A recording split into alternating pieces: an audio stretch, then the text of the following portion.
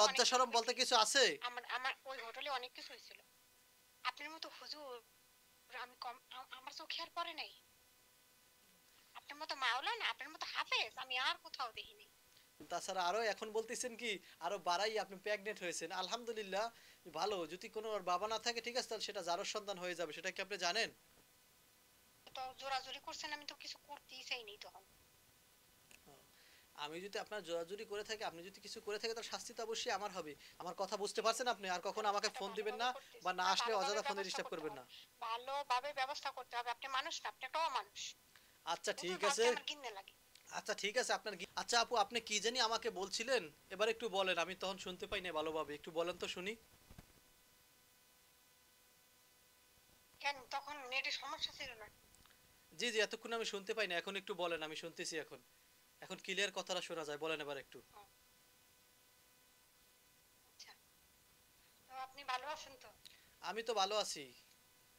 আপনিও তো ভালো আছেন না? আপনি কি আমার কথাগুলো মানবেন না?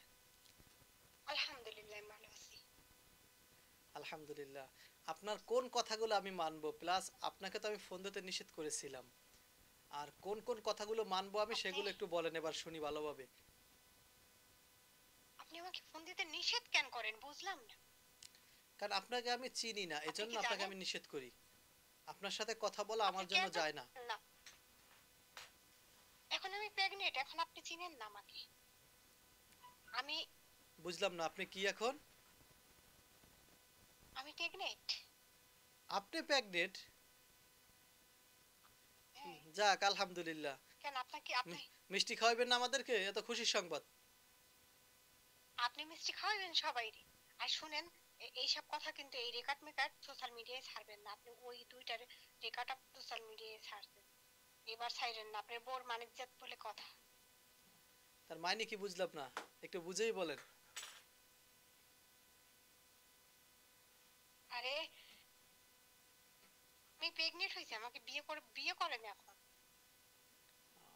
আপনি প্রেগনেন্ট হয়েছেন আলহামদুলিল্লাহ, আপনার হাজবেন্ড যদি থাকে তাদের সাথে আমাদের কথা বলাই দেবেন। আমরা তাদের সাথে কথা বলবো, প্লাস যদি মিষ্টি খাওয়া, যদি আমরা মিষ্টি খাবো, সমস্যা কোথায়? আমরা তো অন্য কিছু চাই না নাকি?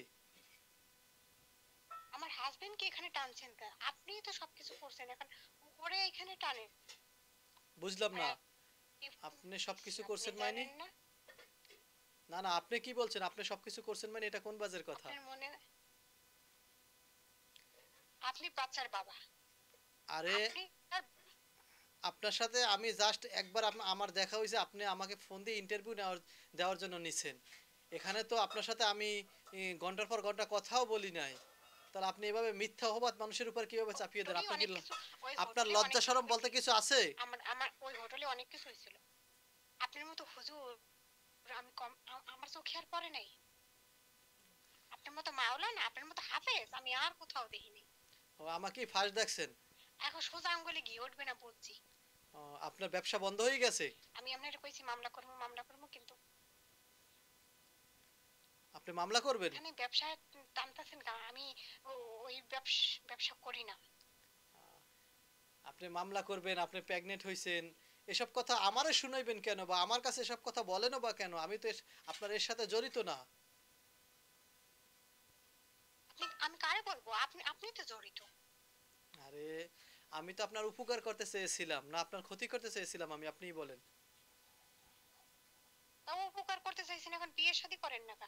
আপনার মতো হুজুর আমার পিছনে অভাব নাই, মাওলানা হাফেজ কত কিছু বলেন।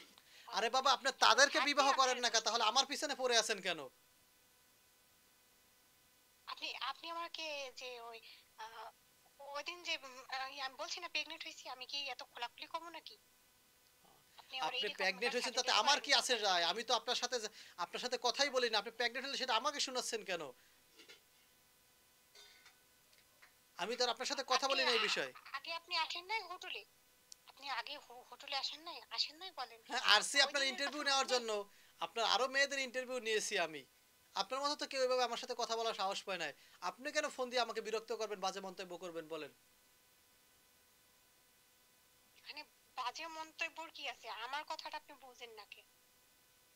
আপনি যদি আমার কথায় কোনো কষ্ট পেয়ে থাকেন বা আমাকে যদি আপনার সন্দেহ হয়ে থাকে, আপনি আইনগত ব্যবস্থা নেন। অথবা আপনার উপর আপনি যে আমাকে মিথ্যা অপবাদ দিচ্ছেন, আপনি ডিএনএ টেস্ট করান, তারপরে আপনি আমাকে অপবাদ দেন। আপনি মিথ্যা অপবাদ দিয়ে আমার গাড়ির উপরে কারো সন্তান চাপিয়ে দিচ্ছেন, পরবর্তীতে আপনারই ভিতরে যেতে হবে, জেলখানা খাটতে হবে আপনাকে, আমাকে নয়। আমি আইনগত আইনগত যদি এগুলা যদি নিয়ে আইনগত যাই তাহলে তো আপনি ফাঁসিয়ে দিবেন হুজুর। আমি তো চাই আমি ফাঁসে এজন্য যাই, আমি আপনি শেষ আইনগত হুজুর। ব্যবস্থা নেন। আমি আইনের মাধ্যমে আমি কথা বলতে চাই।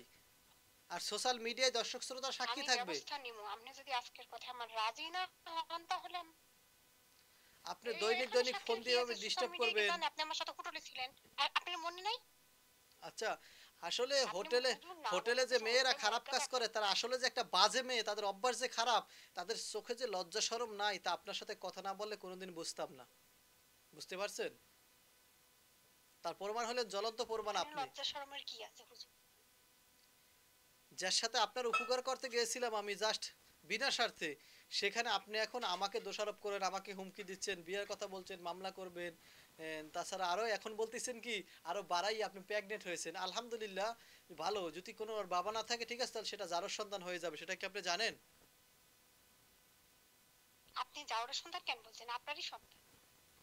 এটা আপনি বললেই তো হবে না। একটা কাজ করেন, আপনি এখন কোথায় আছেন?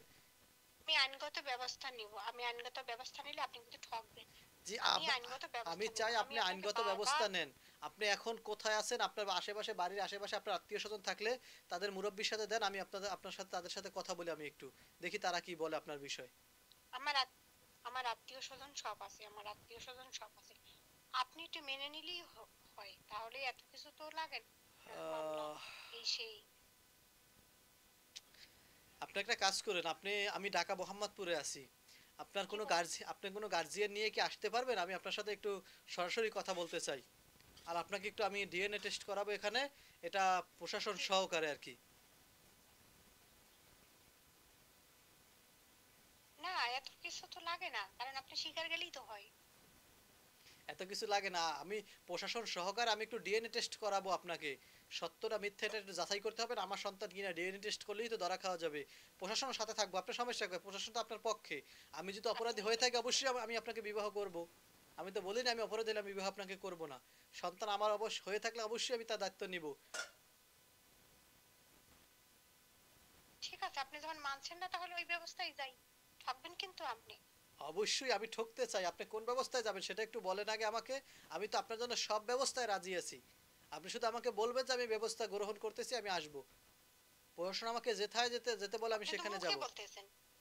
না, না, আমি মুখে আপনি বলি তো না। মুখে বলতেছেন। আমি আমি যখন আইন সোশ্যাল মিডিয়ায় হাজার হাজার মানুষকে সাক্ষী রেখে আমি বলতেছি। আপনার কি মনে হয় সাক্ষী ছাড়া আমি কথা বলি? আমিও তো সাক্ষী ছাড়া কথা বলি না। আমি এমন সাক্ষী দেখামু তাহলে তো আপনার মানিজ্যের শেষ। আমি ওনের বাঁচানোর লাগি আমি বারবার ফোন দিই। আচ্ছা, আপনি আমাকে বাঁচাবার লাগে ফোন দিতেছেন না নিজের স্বার্থের জন্য ফোন দিতেছেন, সেটা আমি তো বুঝতে পারছি। আগের দুইটা কল রেকর্ড তো সোশ্যাল মিডিয়ায় মানুষ দেখছে।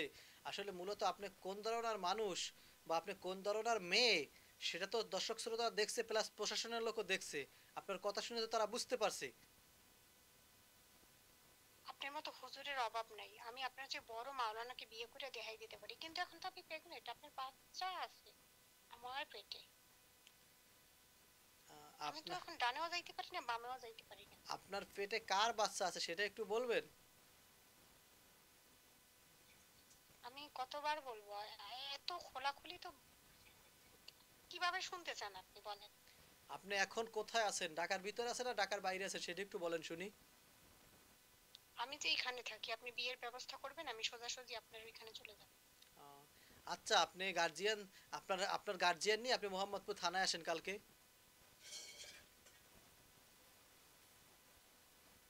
আবার থানায় কেন? বিয়ে শাদী সমাধান ভাবে করে ফেললেই তো হয়। না, না, আপনি গার্জিয়ান নিয়ে মোহাম্মদপুর থানায় আসেন। আমি সেখানে আপনার সাথে কথা বলি, প্রশাসন সামনে থাকবে। তারপরে আপনার ডিএনএ টেস্ট করাই। তারপরে দেখি এখানে আমি কোনোভাবে জড়িত কিনা, তারপর আপনার সাথে বিয়ে শাদী করে আসেন আপনি একটু। আর আমি যদি অপরাধী হয়ে থাকি, অবশ্যই আমার শাস্তি হবে। আপনি যদি আপনি যদি মনে করেন যে পুলিশ প্রশাসন জানুক তাহলে আমার তো সমস্যা নেই। তাহলে আপনি মনে করেন যে চরিত্র বিষয়ে সবাই জেনে গেল। আহ, আমি তো সেটাই জানতে চাই। আমি সেটাই সবার সামনে তুলে ধরতে চাই, আসলে আমি খারাপ। সোশ্যাল মিডিয়ায় দর্শক শ্রোতা জানবে তারাও যে আমি খারাপ। সেটা একটু সবাইকে জানিয়ে দেওয়ার চেষ্টা করুন। লুকিয়ে লুকিয়ে রাখার প্রয়োজন কি? আমি খারাপ সেটা সবাই জানুক। হ্যাঁ, আপনি যদি জানাইতে চান তাহলে তো আর আমার সমস্যা নাই, তাহলে আরে তো আমি ভালো আপনি করেই জানাই দেবো। আপনি জানেন না যে আপনার মতো মেয়েদের আরো আমি সর্বনাশ তাহলে করতে পারি? এটা যদি আপনার সন্দেহ হয় যে আপনার মতো মেয়েদের তো আরো আমি সর্বনাশ করতে পারি, এমনও তো হতে পারে। তা আপনার দ্বারা আরো 5 জন মেয়ে সচেতন হতে পারবে। যদি আমি খারাপ হয়ে থাকি সেটা আমাকে প্রশাসনের হাতে তুলে দেন। আমার শাস্তি হওয়া দরকার তাহলে। আর যদি আমি পাপী না হয়ে থাকি, আমি যদি অপরাধ না করে থাকি, অবশ্যই আপনার শাস্তি হবে। শাস্তি আমার হবে না, ওইটা আপনারই হবে। আমি ভুল আপনি করছেন, আমি তো তাও জোরাজুরি করছেন, আমি তো কিছু করতেই চাইনি তখন। আমি যদি আপনার জোরাজুরি করে থাকি, আপনি যদি কিছু করে থাকেন, তাহলে শাস্তি তো অবশ্যই আমার হবে। তাহলে আপনার আসতে এখন সমস্যা কোথায়? আপনি আসেন, আইসা আমাদের সাথে কথা বলেন। তাহলে আপনি মিটমিটে যাবেন না, তাহলে পুলিশ প্রশাসনের কাছে ভালোভাবেই আমার যেতে হবে। জি আপনার জি জি জি মতে তো আমি যাবো না, আমার মতে যাবো। জি জি পুলিশ প্রশাসন নিয়ে তারপরে তারপরে আমি যাব। পুলিশ প্রশাসন নিয়ে আমি তারপরে যাব, বুঝছেন? পুলিশ প্রশাসন নিয়ে আসেন, পুলিশ প্রশাসন নিয়ে মোহাম্মদপুর থানায় আসেন, তারপরে আমি আপনার সাথে কথা বলবো। ঠিক আছে, তাহলে সেইখানেই দেখা হবে। আসবেন কখন আপনি বলেন? বলছি, ওই যে সোজা আঙ্গুলে, না না, সোজা আঙ্গুল দিয়ে ঘি উড়াইতে পারবো না, কারণ আপনি হুজুর তো সোজা হুজুর না। আমি তাহলে পরে আপনাকে ফোন দিয়ে জানাবো, তো এখন আঙ্গুলটা আমি ব্যাকা করেন, আঙ্গুলটা ব্যাকা ঘুমাবো। করে তারপর আঙ্গুলে গিয়ে উঠান, ঠিক আছে? আপনি কখন আসবেন সেটা বলেন, আমি ওই সময় থাকবো। বলেন কখন আসবেন। ঠিক আছে। অবশ্যই কখন আসবেন আমাকে ফোন দিয়ে জানেন, আর অযথা আমাকে ফোন দিয়ে আর কখনো ডিস্টার্ব করবেন না, ঠিক আছে? দয়া করে অযথা খালি খালি আর ফোন দিবেন না কোনো আপনাকে তো সময়। বারবার ডিস্টার্ব করবো, আপনি জানেন না কতবার ভুল করছেন।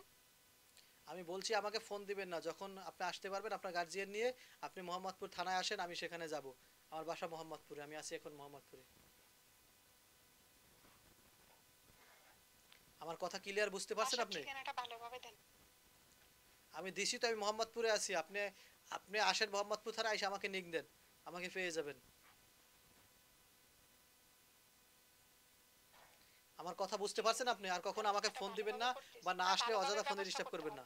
ভালোভাবে ব্যবস্থা করতে হবে, আপনি মানুষ না, আপনি একটা অমানুষ। আচ্ছা হুজুর ঠিক আছে, ভাবতে আমার ঘিন্নে লাগে। আচ্ছা ঠিক আছে, আপনার ঘৃণা লাগুক, আপনি আসেন। আপনি, আমি যদি অপরাধ হয়ে থাকি আপনি আইনগত ব্যবস্থা নেন, আপনি আসেন। আপনি আসেন না কেন? অপরাধে আমি করছি না আপনি করছেন? আপনি তো পাপী, পাপী আমি না। আমাকে আর কোনো সময় ফোন দিবেন না, ঠিক আছে? দূরে থাক। আপনি এই ব্যবস্থা না করলে তো আমি ফোন দিব। আমাকে কখনো ফোন দেওয়ার চেষ্টা করবেন না, দূরে থাকার চেষ্টা করুন সব সময়। আর ভালো হওয়ার চেষ্টা করুন, আল্লাহর কাছে দোয়া করে আল্লাহ আমি যেন আপনাকে হেদায়েত দান করে,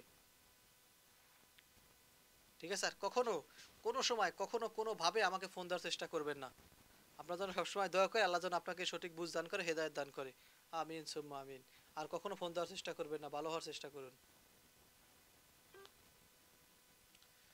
সম্মানিত বন্ধুরা, আমরা এতক্ষণ কথা বলছিলাম তামান্না আক্তার জান্নাত অথবা জান্নাত আক্তার তামান্না, এমন একটি মেয়ের সাথে যার নাম এমনটাই বলা হয়েছিল।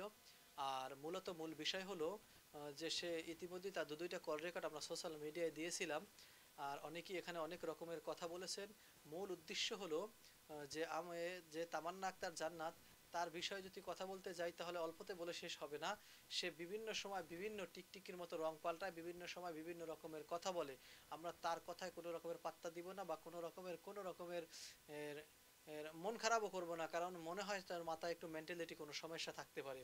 সে এখন সে বলতেছে সে নাকি প্রেগনেন্ট, আরো বিভিন্ন রকমের সে কথা বলে, যেগুলা ইসলাম কখনো সমর্থন করে না, বা আলেম সমাজও, সাধারণ মানুষও সেটা কখনো সমর্থন করে না। আর এই ধরনের মেয়েরা যে এত খারাপ হয়ে থাকে, এটা তার কল রেকর্ড বা তার সাথে কথা না বললে কখনোই এটা বোঝা আমাদের দ্বারা সম্ভব হতো না। আমরা তার সাথে কথা বলে জানতে পারলাম আসলে মূলত তাদের মুখে কোনো কথা আটকায় না, বা তাদের মুখে কোনো কথা বলতে তারা দ্বিধাবোধ করে না, বা কাউকে কখনো ফাঁসাতে তারা বিন্দু পরিমাণ সময় নেয় না। যে কোনো মুহূর্তে যে কোনো কাউকে যে কোনো সময় আটকিয়ে দিতে পারে। এজন্য সবাই এই সমস্ত মেয়েদের থেকে দূরে থাকবেন। আর আমি তাদের উপকার করতে চেয়েছিলাম, আর উপকার করতে চেয়েই আজ আমার পরিণতি এটাই হয়েছে। তাই আপনারাও যদি এভাবে উপকার করতে চান, অবশ্যই জেনে শুনে বুঝে তারপর উপকার করার চেষ্টা করবেন। ইনশাআল্লাহ আমি যেহেতু সৎ আছি, আমাকে কখনোই ফাঁসাতে সে পারবে না। বাবা যতই ফাঁসাবার চেষ্টা করুক, সে কখনোই সফলতা অর্জন করতে পারবে না, যেহেতু সে একজন মিথ্যাবাদী। আল্লাহ পাক রব্বুল আলামিন আমাদের সঠিক পথে বা সঠিক নিয়মে চলার তৌফিক দান করুক। আমিন সুম্মা আমিন। সবাই ভালো থাকবেন, সুস্থ থাকবেন, আমাদের জন্য দোয়া করবেন। আল্লাহ হাফেজ। আসসালামু আলাইকুম ওয়া রাহমাতুল্লাহি ওয়া বারাকাতুহু।